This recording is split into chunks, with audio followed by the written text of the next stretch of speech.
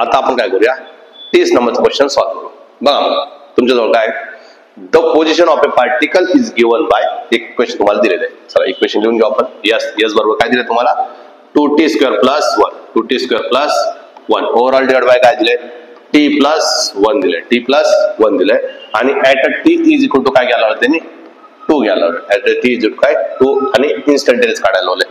Simple. याला फक्त काय करायला, मला u बाय v रूल वापरलोय म्हणून काय ds बाय dt केलं मी, ds बाय dt केलं.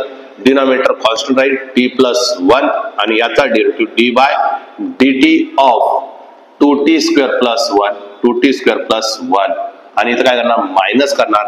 आणि इथं काय राहणार तुमचं t प्लस 1 आणि सॉरी आता काय 2t² प्लस 1 कॉन्स्टंट ठेवलं आणि डेरिव्हेटिव्ह कोणाचा d by dt of t plus 1 चं डेरिव्हेटिव्ह आणि ओव्हरऑल डिवाइड बाय काय t प्लस 1 चा ब्रॅकेट स्क्वेअर. चला मग फक्त व्हॅल्यू टाकायच्यात, t प्लस 1.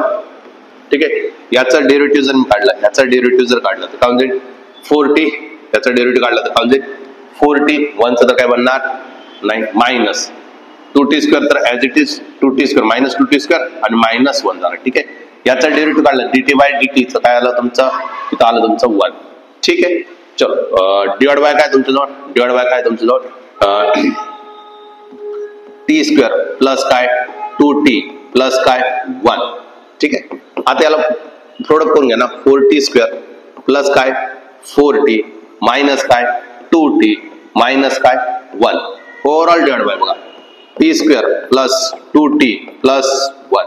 आता मला सांगा 4t² होऊन जाईल आणि 2t आणि 1 होऊन जाईल प्लस 2t होऊन जाईल आणि मायनस 1 होईल आणि डिवाइड बाय काय t² प्लस 2t प्लस काय 1.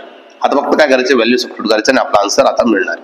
चला टी ची व्हॅल्यू किती घ्यायला लावते, 2 करायला लावले. चला 4 इंटू किती, 2 चा स्क्वेअर किती झाला 4. ठीक आहे, प्लस 2 इंटू किती 2 मायनस किती 1 डिवाइड बाय 2 चा स्क्वेअर किती 4 प्लस किती 4 प्लस किती 1. बघा 4 चौक 16 प्लस 4 मायनस 1 आणि किती झाले 9. हे किती झाले तुमचे 9.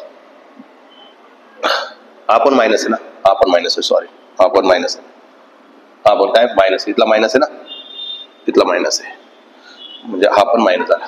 म्हणजे किती -5 केलं, -5 केलं, -5 जर केलं तर काय आपल्या जवळ 11/9, 11/9. काहीतरी छोटीशी मिस्टेक झाली असेल, 2 मिनिटं थांब.